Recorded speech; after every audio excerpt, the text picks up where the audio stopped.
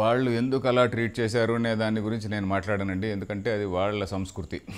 అది వాళ్ళ సంస్కృతి. ఎందుకంటే ఖురాన్లో చెప్పినదే నిజము, ఖురాన్కి వ్యతిరేకంగా ఏమి చెప్పినా వాడిని శిక్షించాలి అనేటువంటిది అది వాళ్ళ పద్ధతి, అది వాళ్ళ సంగతి ఉండొచ్చు. మన వాళ్ళు ఎందుకు ఇలా అన్నారు అంటే అది మాత్రం ఎక్స్ప్లెయిన్ చేయగలను. అహం బ్రహ్మాస్మి అనేది ఎందుకు అన్నారు, ఏమిటి దాని అర్థం ఏంటి అనేది. అహం అంటే నేను, బ్రహ్మ అంటే సుప్రీం రియాలిటీ, అస్మి అంటే ఐ యామ్ ఉన్నాను అని. సో నేను I am that supreme reality అని. Then question is what is that supreme reality అనేది ప్రశ్న. సో మనకు ఉపనిషత్తుల్లో చెప్పేటువంటిదే ఇదండి. ఉపనిషత్తుల్లో ముఖ్యంగా చెప్పేటువంటిది ఏంటంటే, నువ్వు మనిషి అంటున్నావు కదా, మనిషి అంటే ఏమిటి? మనిషి అంటే మనిషి నాట్ ఓన్లీ మనిషి, any human being, any being starting from an ant to the huge elephant. So all the beings are one and the same. So దీనిలో థింకింగ్ బీయింగ్ ఒక మనిషి కాబట్టి సో మనిషితో స్టార్ట్ చేస్తారు. సో మనిషి అంటే అసలు నీ పర్సనాలిటీ ఏమిటి? మీరు ఇప్పుడు ఉదాహరణకి ఏ స్వామీజీ దగ్గరికి పోయి వాళ్ళ టాక్స్ వింటే, ఫర్ ఎగ్జాంపుల్ చిన్మయానంద టాక్స్ ఇట్లాంటివి విన్నారనుకోండి, హూ యామ్ ఐ అని ఒక ప్రశ్న వస్తుంది. చాలామంది స్వామీజీ హూ యామ్ ఐ అంటుంటారు. హూ యామ్ ఐ అంటే నేను ఈ మాంసము చర్మము ఉన్నటువంటి రక్తము ఉన్నటువంటి దేహం కాదు, నేను ఆ శుద్ధ చైతన్య స్వరూపుణ్ణి అది ఇది అని అంటుంటారు. సో దీనిలో ఇది ఏమిటి, వాట్ ఐ అంటే ఏమిటి, what is the meaning of that I? So దానిలో ఏమొస్తుందంటే ఈ శరీరము రక్తము మాంసము ఉన్నటువంటిది అనేటువంటిది this is something which is related to say the gross body. ఈ ఒట్టి gross body is not that I. ఈ గ్రాస్ బాడీ లేనప్పుడు కూడా గ్రాస్ బాడీలో ఈ ప్రాణశక్తి, మనకు ప్రాణశక్తి అని అంటాం కదా, ఆ ప్రాణశక్తి ఉంటేనే ఇట్ ఈజ్ యాక్టివేటెడ్. సో ప్రాణశక్తి ఈజ్ ఐ అని నెక్స్ట్ లెవెల్లో అనుకుంటాం. ఈ ప్రాణశక్తి ఒకటే ఉంటే చాలదు కదా. ప్రాణశక్తి ఒకటే ఉంటే మైండ్ లేదనుకోండి, మైండ్ లేకుంటే వాడు పిచ్చోడ్లాగా వాడు ఏమీ తెలియకుండా ఉంటాడు. సో కాబట్టి మైండ్ అనేటువంటిది ముఖ్యం కాబట్టి మైండ్ అనేటువంటిది ఐ అని అనుకుంటాడు. ఒట్టి మైండ్ అనేటువంటిదే ఉంటే లాభం లేదు. ఆ మైండ్ను నియంత్రించేటువంటి ఇది నేను అనేటువంటి ఒక అహం అనేటువంటి ఒక నోషన్ ఉండాలి కదా, ద నోషన్ ఆఫ్ ఐ. అది ఉంటేనే అది ఇంపార్టెంట్ కదా. కాబట్టి దట్ ఐ నోషన్ అనేటువంటిది దట్ ఈజ్ మీ అని చెప్పని ఇంకొక లెవెల్ అనమాట. సో ఇవన్నీ డిఫరెంట్ లెవెల్స్లో. సో ఆ లెవెల్ కూడా కాదు, అసలైనటువంటి శుద్ధ చైతన్యం అనేటువంటిదే మనం సుప్రీం రియాలిటీ అంటాం కదా. సుప్రీం రియాలిటీ అంటే ఉపనిషత్తులో చెప్పేది ఏంటంటే, ఇది నిజంగా మనకు వినడానికి ధైర్యం ఉండాలి, అర్థం చేసుకోవడానికి, ఆనెస్ట్గా అర్థం చేసుకోవడానికి కూడా ధైర్యం ఉండాలండి. ఎందుకంటే ఉపనిషత్తుల్లో నిజంగా చెప్పిన మాటలు వింటే దాదాపు నాస్తికవాదం మాదిరి ఉంటుంది.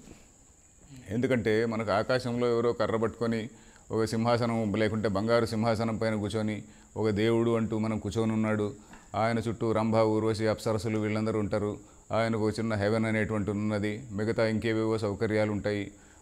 ఆ దేవుణ్ణి నమ్మినటువంటి వాళ్ళను మాత్రమే ఆయన తీసుకొని అక్కడ స్వర్గంలో పెట్టుకొని కొంత కంఫర్ట్స్ కలుగజేస్తాడు, మంచి వైన్ ఇస్తాడు, లిక్కర్ ఇస్తాడు. ఆయన నమ్మనటువంటి వాళ్ళని తీసుకొని పోయి హెల్లులో పడేసి కొరడాలతో కొట్టిస్తాడు.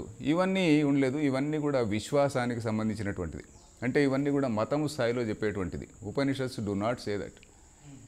దేవుడు స్వర్గము నరకము అని ఎప్పుడైతే అన్నామో అది విశ్వాసానికి సంబంధించింది. అది ఏ మతమైనా కానివ్వండి. ఆ దేవుడికి రూపం ఉన్నది అని ఒకరంటారు, రూపము లేదు అని ఒకరంటారు. రూపం ఉన్న దేవుడైనా రూపము లేని దేవుడైనా God has these functions. Functions అంటే ఏమిటి? నమ్మినటువంటి వాడిని ఏదో కిరీటం వాడిని హెవెన్లో కూర్చోబెట్టడం, నమ్మని వాడిని కొరడాలతో కొట్టించడం, ఈ ఫంక్షన్స్ ఉన్నాయి కదండి. సృష్టి స్థితి లయ ఇవన్నీ కూడా ఫంక్షన్స్ ఉన్నాయి కదా. So law and order maintain చేయడం. సో ఈ లా అండ్ ఆర్డర్ మెయింటైన్ చేయడం అనేటువంటిది అట్లాంటి దేవుడు అనేటువంటి దాన్ని ఉపనిషత్తులు చెప్పవు. సో మరి వీళ్ళందరినీ మరి ఏం చేస్తాం? మరి వీళ్ళందరినీ మరి ఇవన్నీ కూడా అబద్ధమేనా అంటే ఉపనిషత్తు ధైర్యంగా చెప్తుంది. ఏమనంటే నేదం యదిదం ఉపాసతే అంటుంది. మీరు ఈ మధ్య వాట్సాప్లో మీరు చూశారో లేదో, వాట్సాప్లో ఒక ముస్లిం స్కాలర్ ఆయన ఈ శ్లోకాన్ని కోట్ చేస్తున్నాడు. యద్వాచానభ్యుదితం ఏన వాగభ్యుద్యతే తదేవ బ్రహ్మత్వం విద్ధి నేదం యదిదముపాసతే అని కేనోపనిషత్తులో ఆ పద్ధతిలో 4 మంత్రాలు ఉన్నాయి. యద్వాచా అనభ్యుదితం ఏన వాక్ అభ్యుద్యతే. సో ఈ ఇంద్రియాలకు మనస్సుకు అందనటువంటిది, ఈ ఇంద్రియాలని మనస్సుల్ని అన్నిటినీ కూడా ప్రేరేపించేటువంటిది అయినటువంటి శుద్ధ చైతన్యం ఏదైతే ఉన్నదో అదే నిజమైనటువంటిది. కానీ మనుషులు ఇదిగో దేవుడు, ఇదిగో స్వర్గం, ఇదిగో నరకం అనేటువంటిది ఇదంతా కూడా this is a lower level. So అది ఏ మతం చెప్పినా కూడా స్వర్గము నరకము వల్ల ఇంకా ఏ మతం చెప్పినా కూడా that is an lower status. Heaven లేకుంటే యెహోవా ఏ మతం చెప్పినా కూడా స్వర్గము నరకము దేవుడు తర్వాత ఆయనకు ఇష్టమైనటువంటి మనుషులు ఇష్టం లేనటువంటి మనుషులు అని ఏ మతం చెప్పినా కూడా that is all at a lower level. At a higher level there is only consciousness. ఈ కాన్షియస్నెస్ అనేటువంటిది మరి మరి ఒట్టి కాన్షియస్నెస్ ఒకటే తప్ప ఇంకేమీ లేదు అని అంటుంది ఏది ఉపనిషత్తు. మరి కాన్షియస్నెస్ అని ఒకటే ఉన్నప్పుడు మరి ఈ ప్రపంచమంతా ఎలా మనకు కనిపిస్తున్నది? అది ఎక్స్ప్లెయిన్ చేయాలి కదా. నేను అంటూ ఒకటి కానీ నాకు నేను ఫీల్ అవుతున్నాను, ప్రపంచం ఒకటి కనిపిస్తున్నది. మరి ఇదంతా ఏమిటి అంటే it is only an expression in that consciousness. ఆ కాన్షియస్నెస్ ఈ మ్యాటర్ లాగా కనిపిస్తున్నది అని ఒకరంటారు.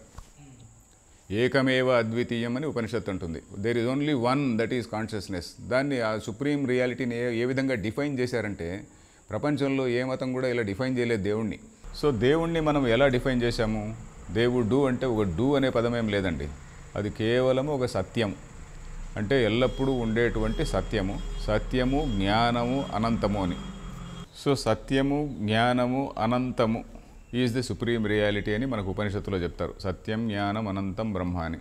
బ్రహ్మ అంటే ఒక మనిషి కాదు, ఒక డూ, దేవుడు అంటాం కదా, ఆ డూ కూడా చెప్పడానికి వీల్లేదు. బ్రహ్మను మనం ఇట్ అంటాం ఇంగ్లీష్లో. బ్రహ్మం అని ఇంగ్లీష్ తెలుగులో అంటుంటాము. బ్రహ్మాన్ని ఇంగ్లీష్లో రాసేటప్పుడు ఇట్ అంటాము. దాన్ని హీ షీ అనకూడదు. అది పురుషుడు కాదు, స్త్రీ కాదు, ఏమీ కాదు, అది ఒక తత్వం అంతే. శుద్ధ చైతన్య తత్వము, శుద్ధ చైతన్యము, ఆల్ పర్వేడింగ్ కాన్షియస్నెస్ అంతే. సో దానిపైన ఉదాహరణకి తైత్తిరీయోపనిషత్తు భాష్యంలో సుమారు 10 పేజీలు అసలు సత్యం అంటే ఏమిటి, జ్ఞానం అంటే ఏమిటి, అనంతం అంటే ఏమిటి ఆ విధంగా నిర్వచించారనమాట. సో ఈ విధంగా చెప్పినటువంటి ఇది కాన్షియస్నెస్ ఒక్కటే ఉన్నది అనేటువంటిది వాదం అన్నాం. అది ముఖ్యంగా చెప్పేది. సో ఆ కాన్షియస్నెస్ ఒకటే ఉంటే మనం ప్రపంచాన్నంతా ఎలా ఎక్స్ప్లెయిన్ చేయాలని ప్రశ్న వస్తుంది కదా. కాబట్టి ఆ consciousness has appeared as matter అని ఒకరు అంటారు. లేదండి కాన్షియస్నెస్ కూడా ఉన్నది, మ్యాటర్ కూడా ఉన్నది అని ఇంకొకరు అంటారు.